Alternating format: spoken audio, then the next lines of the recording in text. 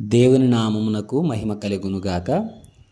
ప్రభునందు ప్రియమైన దేవుని బిడ్డలారా, అందరికీ ప్రభు అయిన యేసుక్రీస్తు నామములో శుభవందనాలు. చిన్న ప్రార్థన చేసుకుందాం. మహాపరిశుద్ధుడు, మహోన్నతుడు, మహాగణుడు అయిన పరలోకమందున్న మా తండ్రి, మీ ఘనమైన నామమునకు, శ్రేష్టమైన నామమునకు లెక్కింపలేని స్తుతులు స్తోత్రములు చెల్లించుకుంటున్నాం. ప్రభువా, గడిచిన దినమంతా కూడా మీ కృపలో మమ్మల్ని భద్రపరిచి మరి ఒక రోజు అనుగ్రహించారు. మీకు స్తోత్రాలు. ఈ సమయంలో వాక్యము ధ్యానిస్తుండగా మాతో మీరు మాట్లాడి బలపరిచి ధైర్యపరిచి కృప చూపించమని యేసుక్రీస్తు వారి నామముని ప్రార్థన వేడుకొంచున్నాము తండ్రి, ఆమెన్. 40వ కీర్తన 1-2 వచనాలు ధ్యానించుకుందామండి. 40వ కీర్తన 1-2 వచనాలు. యెహోవా కొరకు నేను సహనముతో కనిపెట్టుకుంటుని, ఆయన నాకు చెవియొగ్గి నా మొర్ర ఆలకించెను. నాశనకరమైన గుంటలో నుండి, జిగటగల దొంగ ఊబులో నుండి ఆయన నన్ను పైకెత్తెను. నా పాదములు బండ మీద నిలిపి నా అడుగులు స్థిరపరచెను. పిల్లరా, ఇక్కడ మొదటి మాట చివరి మాట ఒకసారి మళ్ళీ చదువుదాం. యెహోవా కొరకు నేను సహనంతో కనిపెట్టుకుంటుంది. చివరి మాట, నా పాదములు బండ మీద నిలిపి నా అడుగులు స్థిరపరచెను. మధ్యలో ఇంకో సంఘటన ఉంది. ఏంటా సంఘటన అంటే, నాశనకరమైన గుంట, జిగటగల దొంగ ఊబి. ఈ రెండు కూడా ఈ మధ్యలో ఉన్న మాటల్లో నాశనం ఉంది, మరణం ఉంది, భయంకరమైన పరిస్థితులు ఉన్నాయి. కానీ మనం మొదటి మాట చివరి మాట గుర్తుపెట్టుకోవాలి ఒకసారి. యెహోవా కొరకు నేను సహనంతో కనిపెట్టుకుంటుని.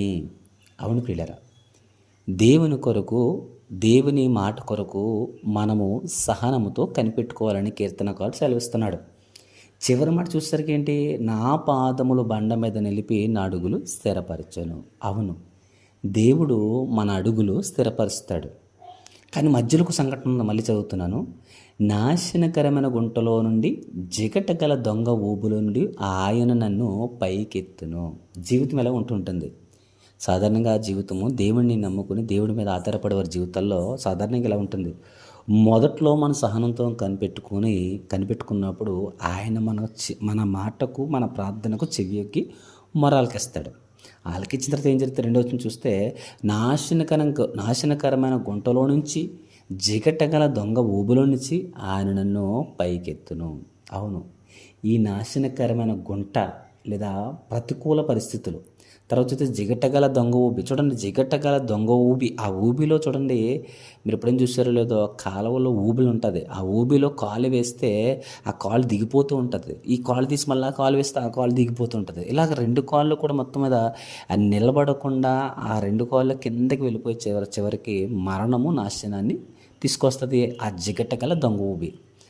అయితే అటువంటి జిగటగల దొంగ ఊబి లాంటి పరిస్థితులు, అంటే మానవుని జీవితంలో ప్రతికూల పరిస్థితులు, శ్రమలు, బలహీనతలు, సమస్యలు, అటువంటి పరిస్థితులు గుండా వెళ్ళినప్పుడు కూడా ఆయన నన్ను పైకెత్తును అని కీర్తన కూడా సెలవిస్తున్నాడు. దావీదు జీవితంలో జరిగిన సంఘటనలే తన అనుభవపూర్వకంగా తెలియజేస్తున్నాడు. తర్వాత చూస్తే చాలా మాటలు ఇదే కీర్తనలో మనం చూస్తాం. ఆయన్ను ఎగతాళి చేశారంట. ఆహా ఆహా అని పలుకువారు తమకు కలిగే అవమానమును చూచి విస్మయముందురుగాక. ఇదే అధ్యాయం 15వ వచనం చూస్తాం. అంతేకాదు 12వ వచనం చూస్తే, లెక్కలేని అపాయములు నన్ను చుట్టుకుని ఉన్నవి, నా దోషములు నన్ను తరిమి పట్టుకొనగా నేను తల ఎత్తి చూడలేకపోతుని. లెక్కకు అవి నా తల వెంట్రుకలు మెచ్చి ఉన్నవి, నా హృదయము అధైర్యపడి ఉన్నది అని కీర్తనకారుడు అంటున్నాడు. అవును ప్రియులారా, లెక్కలేని అపాయములు దావీదుని అంటుకున్నాయి, చుట్టుకొని ఉన్నాయి. అలాగే మన ఆధ్యాత్మిక జీవితంలో, ఈ జీవితంలో అంటే మన జీవితంలో కొన్ని అపాయములు, లెక్కలేని అపాయములు కావచ్చు, కొన్ని అపాయాలు కావచ్చు, లేదా ప్రతికూల పరిస్థితులు కావచ్చు, అనారోగ్య బాధలు కావచ్చు, బలహీనతలు కావచ్చు, శ్రమలు కావచ్చు, లేదా జిగటగల దొంగ ఊబి లాంటి పరిస్థితులు కావచ్చు. అంటే లేవలేని పరిస్థితి అయినప్పుడు కూడా దేవుడు అంట ఆయనను పైకెత్తును అంటుండే కీర్తనకారుడు. అంతేకాదు, నా పాదములు బండ మీద నిలిపిన అడుగులు స్థిరపరచను. మానవుని జీవితంలో అసలు స్థిరత్వం ఉందా అనుకుంటాం ఒకసారి. ఎదురుస్తున్న పరిస్థితులు బట్టి ఈ స్థిరత్వం లేకుండా ఈ పరిస్థితులు ఏంటి ప్రభువా అని మనం అనుకుంటూ ఉంటాం. అంతేకాదు, ఆయన అక్కడ అంటాడు కదా, నా పాదములు ఆయన బండ మీద నిలిపోయిన నా అడుగులు స్థిరపరుస్తాడు.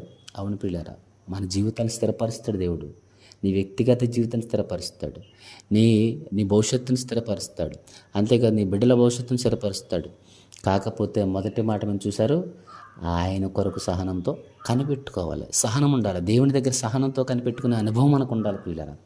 దేవుని కొరకు, దేవుని మాట కొరకు, మన ప్రార్థన జవాబు కొరకు దేవుని దగ్గర మనం కనిపెట్టుకుంటే దేవుడు మన ప్రార్థన ఆలకించి, ఇక్కడ ఏదంటాడు కదా, ఆయన నాకు చెవి యొగ్గి నా మొర్ర ఆలకించను. అవును, మన ప్రార్థనకు చెవియొగ్గి ఆయన ఆలకించి నాశనకరమైన గుంటలో నుంచి, జిగటగల దొంగ ఊబులో నుంచి ఆయన మనలను పైకెత్తుతాడు. మన పాదములు బండ మీద నిలిపిన అడుగులు స్థిరపరచును అని కీర్తనకారుడు దావీదు భక్తుడు సెలవిస్తున్నాడు. అవును, మన ఆధ్యాత్మిక జీవితాలు మరి ఎటువంటి ఆ జిగటగల దొంగ ఊబి లేదా నాశనకరమైన గుంటలోనికి వెళ్ళిపోతున్నాయో అటువంటి పరిస్థితుల నుంచి కూడా దేవుడు లేవనెత్తగలడు. అంతేకాదు నా క్రీస్తు అనే బండ మీద మనల్ని నిలిపి, మన భవిష్యత్తు నిలిపి, మన జీవితాలను నిలిపి మన అడుగులు స్థిరపరుస్తానని వాగ్దానం చేస్తున్నాడు. ఈరోజు కాకపోతే మనం చేయవలసిన పని ఏంటంటే దావీదు సెలవుస్తున్న రీతిగా దేవుని కొరకు సహనంతో కనిపెట్టుకోవాలి. ఎటువంటి పరిస్థితులైనా సరే, ప్రతికూల పరిస్థితులు సరే, దేవుని కొరకు మన సహనంతో కనిపెట్టుకున్నప్పుడు దేవుడు మన ఆధ్యాత్మిక జీవితాలు స్థిరపరిచి మన భవిష్యత్తుని కడతారని తెలియజేస్తూ కొద్ది మాటలు ముగిస్తున్నాను. ప్రార్థన. సకలాశీర్వాదాలకు కారకుడైన పరలోకమందున్న మా తండ్రి, మీ ఘనమైన నామమునకు, శ్రేష్టమైన నామమునకు లెక్కింపలేని స్తుతులు స్తోత్రములు చెల్లించుకుంటున్నాం ప్రభువా. అవును తండ్రి, అందరైతే ఏ బలహీనత గుండా వెళ్తున్నారో, నాశనకరమైన గుంటలో నుంచి, జికటగల దొంగ ఊబుల నుంచి లేవనెత్తి దేవుడిగా మీరు ఉన్నందుకు ప్రభువా, అందరి బట్టి మీకు స్తోత్రాలు. ఎందరైతే ప్రతికూల పరిస్థితులు, బలహీనతలు, శ్రమలు, కష్టాలు లేదా బాధలు లేదా అనారోగ్య పరిస్థితులు, ఆర్థికపరమైన ఇబ్బందులతో వెళ్తున్నారో వారందరూ సహనంతో కనిపెట్టుకుని మీ దగ్గర మొర్రపెట్టి ప్రభువా, నేను మీరు ఇచ్చే జవాబు ద్వారా వారి పాదములు వారి అడుగులు స్థిరపరచమని కృప చూపించమని అడుగుతున్నాం. ఎందరైతే ప్రార్థన అవసరం అడిగారో ప్రార్థన అవసరం తెచ్చండి. ఎందరైతే అనారోగ్యాలతో బాధపడి స్వస్థపరచండి.